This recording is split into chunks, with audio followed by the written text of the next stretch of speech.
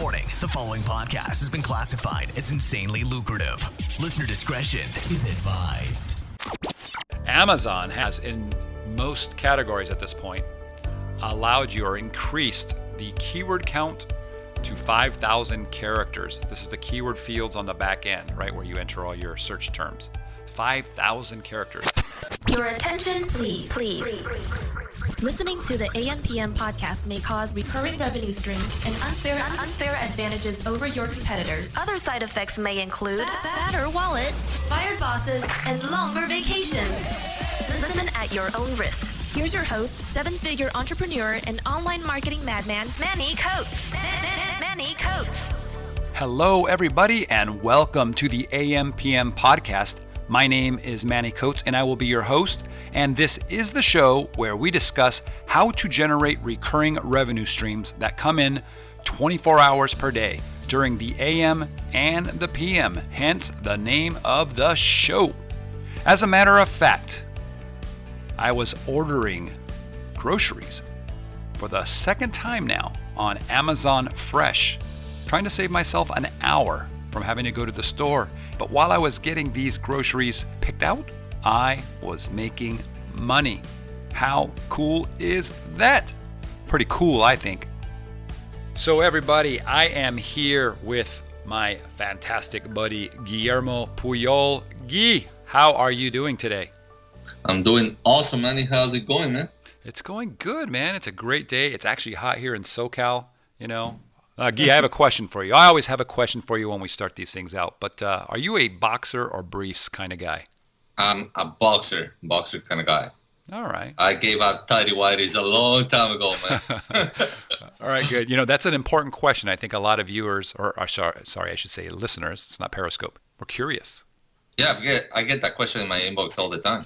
Awesome. So you don't know the questions I'm going to be asking or the topics. I know, and that's always scary to you. You're like, you want to know. So we're just going to kind of freestyle this. You can throw in your topics. I'll throw in my topics. We're just going to make an episode out of this. What do you think? Sweet. Let's do it. All right, cool. The first thing I wanted to talk about, and I know this is not brand new. It came out a handful of months ago, but a lot of people might not know about this, is about the way Amazon calculates their average rating for reviews. You know what I'm talking about? We talked about this briefly. Yeah, we had a little conversation.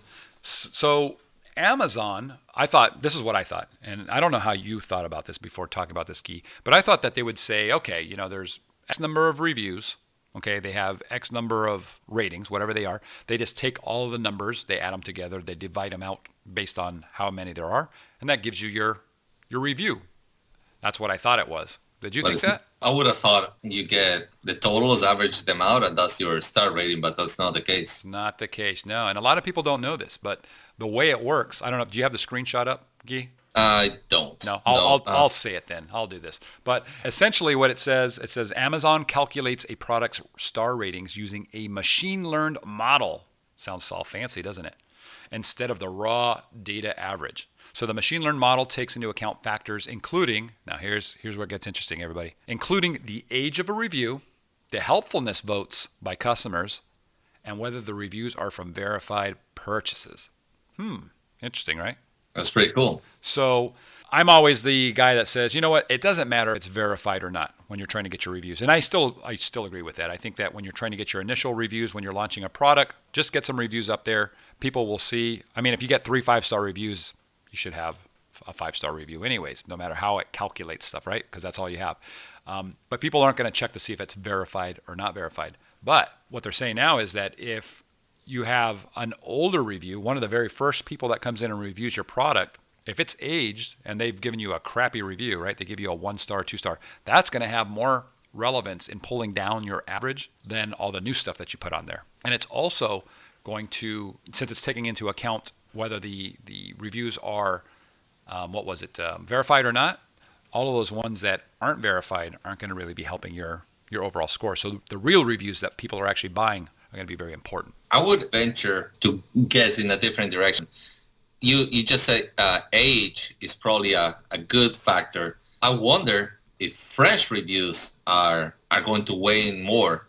For example, if you have a great product to begin with and you get a lot of 5-star ratings at the beginning and then your quality goes down and you start getting a lot of 3 and 2-star rating reviews, are those going to start weighing more because they're fresh? Oh, that's a good point. You flipped it on me. Oh, you're so sneaky.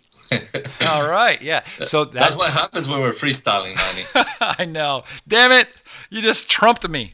But you're right. Okay, so I didn't think about that. Okay, so what Guy's essentially saying here is, okay, the newer, fresher stuff is more valuable than the older stuff. That makes sense if you think about it, because the product could change over time. So we don't know for a fact. It would be great if we had an inside look into Amazon's algorithm, and there's always ways we can test that. But the key factor here is that Amazon is always going to look after their customers. So the algorithm is definitely going to be written in a way so that it continues to protect their customers, so that the reviews, like, for example, the fact that I would almost wager my house on that they are going to give more weight to the verified purchases. It all makes sense because it's a lot easier to game the system and have somebody write fake reviews that are non-verified. So for sure, the verified purchases are going to weigh way more. But the interesting part of this is that it's not just mathematically average thing. There's a lot that goes into that star rating. Yeah, for sure. So the verifieds we know are good. So anyway, so there you got I think I might actually agree with you now. I'm going to change my position. I think maybe the newer reviews carry more weight. I think to me it makes more sense. And here's the other thing, guys. They mentioned that the helpfulness of people responding to a review, right? When people are upvoting it, essentially saying, yes, this review was helpful, those are going to start weighing in and contributing to your review rating a lot more. So if you have a group, that can actually go in that, is not going to flag your account or anything like that, that can actually upvote specific reviews. And I'd find the one that's really awesome, right? And get that one upvoted so it's at the top, because that's how Amazon sorts them. Then that will help your rating as well if it's a 5-star review. Yep. Cool. All right. So I have another topic. There's a couple things that I've talked about on Periscope, but I haven't talked about on podcasts. And I'm the worst. My memory is just so brutal sometimes. So I'm thinking, oh man, we've already told everybody about this on the podcast. But then you're like, no, dude, Manny, we haven't talked about that. That was on the Periscope. So let's talk about a couple things here, Guy. All right. I think I know where you're heading here now. Yeah. So the first topic is that Amazon now allows you to charge your advertising spend out of or you can charge it to your earnings. So it comes out of the money that they're going to pay you, right? So no more of those $500 charges hitting your bank account. That's really cool. A lot of people don't even know that exists now. And I think that's awesome because it frees up your cash flow to some extent. If you've got, like, I hated it because every single day when I was running pay-per-click, and the pay-per-click was crazy. At one point, it was like $1,400 a day. And I would see like 3 charges of $500 coming out of my bank account each day. And I wasn't planning on that when I was doing some cash flow estimations and stuff or ordering things. So now it just comes out of the sales earnings, and whatever money is left at the end of the month, or at the end of the pay period, I shouldn't say the end of the month, gets transferred to your bank account. It cleans up the accounting a little bit too, because I don't have all those charges showing up on my bank statement. Isn't that cool? Yeah, that's awesome. And it can definitely help with cash flow. And to set it up, it's pretty simple. You did it, Manny, so maybe you can tell them a little bit, but it's just going into Seller Central onto the settings on the top right? Yeah, I don't remember exactly, but it's somewhere on your Seller Central thing. I don't want to give all the details because that's always boring, saying go here and click there and do this. But yeah, it's on your main dashboard. You go in and you edit, and then there's a little section which talks about or asks you how you want your advertising to be charged. It's where you entered your credit card. So it asks if you want it to be charged to your card or to be withdrawn from your earnings. I know for a fact that in our Facebook group, one of the members was kind enough to post screenshots of exactly step-by-step how to do it. So just go to our Facebook group and search for advertising spend, or you should be able to find it in a couple of searches. Yeah, and if this is your first time listening to the podcast, just go to ampmpodcast.com, okay? And then on the site there, of course, we have all of our podcasts, but on the right menu, there's the link to our Facebook group. So just click there and join, and then, yeah, there's a lot of awesome information in there. We'd love to see you. Cool. Okay, so the other thing, which I think you know what I'm talking about, the big news, the thing that is affecting everybody in terms of discoverability. Do you know what I'm talking about? Keywords, yes. So Amazon has, in most categories at this point allowed you or increased the keyword count to 5,000 characters. This is the keyword fields on the back end, right, where you enter all your search terms. 5,000 characters. So you can do, there should be 5 fields of 1,000 characters each. Okay, this is humongous. So I went in and I spent about 6 hours one day on one particular product, and I redid all of my keywords. I used every tool I could think of that would actually help me, the stuff that we've got going, right? And I started off with tons and tons of keywords, thousands of keywords, way over the 5,000 character limit, even over 10,000. And then I narrowed it down and kept narrowing it and cleaning it up, ran a deduper on it, and then eventually filled up every single... You're on what? A deduper. Deduper, yeah. Yeah, it's not what you're thinking, all right? Yeah, but it sounds weird. I ran the deduper, a deduplication tool. It's something that we have internally. So, and there's some online that you can find, but ours does exactly what I want. And I cleaned up the list. I filled up every character. I mean, I was up to the last character. If there was like one space left, I'd put a number in or something, just so that if someone searched for something with the number 2 or the number 1, I would have that in there. So I filled those in, and my sales increased, guys. And I've been talking to other people that have done this, and their sales immediately increase. You have to be doing this. Pretty significantly, right? Yeah, it was a substantial gain. So here's the recommendation on this, okay? Start off by grabbing thousands of keywords, okay, and keyword phrases. And that's what you want to do, okay? Then you're going to clean out that list by eliminating all the duplicates. That's the deduper that I talked about, right? So what I mean by that, in case you're confused, let's say that I have these phrases. I'm selling a dog product. Let's say it's dog collar, dog leash, dog food, big dog, small dog, right? All of those have the word dog in it. Okay, so all those multiple instances of the word dog would be eliminated when I run the deduper. It would just show the word dog once. So I save all those characters. Does that make sense, Guy? Did I explain that sufficiently? Yeah. Cool. So then I'm going to choose the very best keyword phrases. Okay, I've done my research. I know what the best ones are. I'm going to put those in my title. And then I'm going to take the next best keyword phrases. I'm going to put them in my bullet points. And then I'm going to take all the rest and I'm going to fill up all 5,000 characters on the back-end search terms. Okay. And there's also some evidence showing that an algorithm change recently might give a little bit of a boost right now if keywords are put in phrase order. What I mean by that is before you might have the word dog in your title and the word leash in your bullets, or maybe dog at the beginning of your title and leash somewhere later in the title, right? And if you typed in dog leash, you would show up because they're both of the words are there. Now it's looking like if you actually put it together as a phrase, you'll actually increase the search rank for that particular term. It's looking like that. It's still a little bit early. People are looking into it. Maybe people have concrete evidence at this point. I don't know this for a fact, but I'm testing this out myself. And that's huge news, right? Because everybody's always taught it doesn't matter. You don't need commas. You don't need, just put a space and put them however you want. Absolutely. And then, guys, I would write up an awesome description where you use all the top keyword phrases again, and any other keywords that you just have left over, throw them in there. And here's why. I don't care what anybody says. And Guy, you know what I'm talking about. There's been other big podcasts where they get these, I guess, gurus or pros when it comes to keyword ranking and searches and all that stuff. And they say, oh, the description doesn't rank, right? Not true. Not true. We've tested it thoroughly, and they definitely do rank. Yeah. It might not rank in every instance, but in the stuff that Guy and I have been testing, at least on our accounts, they are definitely ranking. I don't know what the algorithm is. Maybe it's an aging thing, but it definitely helps. It definitely ranks. And some people have actually, I just read this today. One guy had a product that was failing, and he ended up putting specific keywords in the description kind of as an experiment. And then it went from a failing product to actually being a good product again. And that's all he did. He didn't put anything in the titles or the bullets. How cool is that? Yeah, and one of the things to notice or to consider is that some of these changes might not be monumental. They're not going to be this huge dramatic increase in sales, but they add up. So if you're tweaking and you're optimizing your listing and tweaking this, tweaking that, making sure that everything is in order, then you're going to get this 1% increase, 2% increase, 1.5% increase.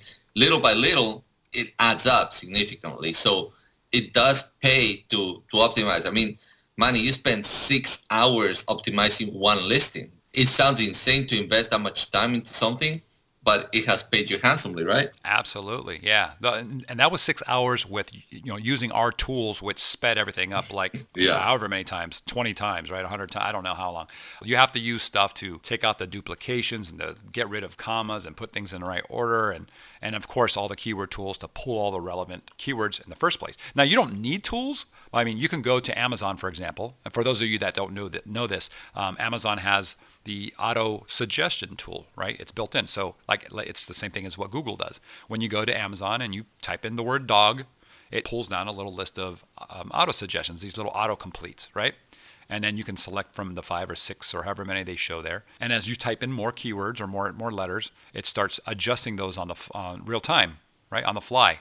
And so if I'm selling dog collar, I'm going to type in dog collar and I'm going to see what the auto suggestions are. And then I'm going to type in dog collar and I'm going to put a space and I'm going to put the letter A, and it's going to give me all the phrases that start with dog collar and then that third word, any words that start with A. And you can keep doing this for all the letters of the alphabet, all 26. We even tested Amazon will serve different results if you type dog collar or dog collar space. Remember that? Yeah. If you add an S, if you make it plural, it changes everything. No. Even singular, dog collar followed by a space was giving us different results. Okay. Well, so the plural will change everything, and you're right. If you just type in dog collar and then you type in dog collar with a space, it adjusts, it updates. I think it's anticipating what everybody else has typed in when they hit a space or something. I don't know. Yeah, it's really cool, but it takes forever. We have the tool Scribbles on the AMPM podcast page, and we have gotten requests when are you guys going to update it to function correctly with the new character allotments, and we're working hard on that, and we should have a really, really cool version very soon. So go to the mpmpodcast.com website, and you'll see Scribbles on the tools menu. So we'll have that up very, very soon, and it's going to be insane. You think it'll be ready by next week, by the end of the week? I think so. I've been talking closely to the developers, and we're just making sure that we don't release something that's buggy. I noticed a couple problems with it. So once we get those ironed out, it'll be ready for you guys. And Scribbles is free, so you'll be able to use it. The new version's really cool. I got a chance to test the beta version of the new one, and a lot of people wanted things like customizable fields. So like if you wanted to change your title from 100 characters to 500 characters, you can go in there and you can change that. There's just really, really cool things to, I think, there's going to be a phrase option in there. So if again, going back to dog collar, if you want the word dog collar to be used as a phrase and not be removed, if you just type in the word, dog on one section and collar on the other, then you can do that. There's a lot of cool things. So it's going to be really awesome. It's going to be a lot more flexible. There's categories that allow you to enter different fields. So we'll accommodate those sellers as well. All kinds of improvement, guys. So just be a little bit patient. We'll have it out for you really, really soon. Perfect. So I told you today, Guy, I sent you the Skype on it. I had a 3-star seller feedback. It was very upsetting. I don't like 3-star seller feedbacks. And it, as you know, it lasted all of about 90 seconds on my account, and then it was removed. Gone. Yeah. And guys, it's so easy. A lot of people don't know this, but okay, seller feedback, totally different than a product review, right? So seller feedback, you have the option of submitting it to review very, very quickly. And if anybody mentions anything, I've said this before, and I think it's worth saying again, if there is a mention of the product being shipped late, or it was something to do with shipping, or it has anything to do with the product itself, you can get it removed. The seller feedback is only for feedback on you. It's to say, hey, Manny Coates was awesome. He helped me with everything I needed. If they talk about the product, the product, was blue. I thought it was going to be green. It gets removed. So all you have to do is take the order ID and then go to the help screen, and then you click on what does it say? Something like customer inquiries or something like that, and then you paste the order ID in, and it's almost always automatic. It has an algorithm that checks the review, the seller feedback, not the review, and it removes it immediately, right on the spot. So it lasted for me, like I said, from the time I saw an email that said I had a 3-star seller feedback till the time I went in, logged in, pasted it. It's about 90 seconds, and it was gone, removed. Now, if the algorithm can't detect that it's not supposed to be on there, then it goes to a real person, and then that usually gets answered within 24 hours. Yeah, anything that's related to the product or if you're doing FBA, anything that's related to the shipping also. Because if Amazon is fulfilling, the seller is not responsible for anything that's regarding the fulfillment, the shipping, the packaging. So all of those will get removed as well. Yeah, and that when I'm talking, guys, just assume in all cases I'm always talking about FBA and private label. I don't speak from a merchant fulfilled or a retail arbitrage type of viewpoint. So it's always good to have Guy, because he'll remind me like, hey, not everybody is doing FBA private label. So, Guy, did you have any topics you wanted to talk about? Anything at all? Anything that's been bothering you this week? Bugging at you? Nothing, man. Nothing? Cool. I don't have anything. I think we are right around the 20-minute mark. Yeah, just right over. now. So it's a good amount. I hope that people are enjoying this podcast. We definitely look forward to your feedback. If you want us to take the podcast in a different direction, if you want us to cover something in particular, we're always open to your feedback, guys. So you can reach out to, you can send your questions in on ampmpodcast.com. There's a section on the right that says Ask Manny a Question. I'm not exactly sure the wording, but you'll find it on the right hand side. Or you can contact us directly on the Facebook group, right? Yep, for sure. And if you guys haven't done it yet, check out the podcast we just recently did on my product launch strategy. It's full of awesome information, I think. It's what I use to actually blow up the niches that I'm in, right? And in a good way, to actually go by month 2. From month 2 to month 3 is where it really starts to get profitable. So check that out. It's really cool. And then check me out on Periscope, okay? And then you can find both Guy and myself on our Facebook group. So that's it. That's all I got. That's all you got. It's time. I have one request. I do this periodically. We always appreciate your reviews on iTunes. Right now, it's kind of low. So if you're getting any value out of this, please help us out. That helps us rank higher, help more people.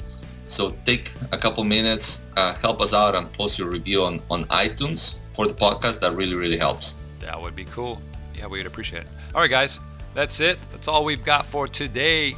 Guillermo, can you say adios? Adios, amigos. We'll talk to you guys later. Bye-bye now. You've been listening to the AM/PM podcast hosted by Manny Coates. For more information, insider tools, and to get the resources mentioned in this episode, visit ampmpodcast.com.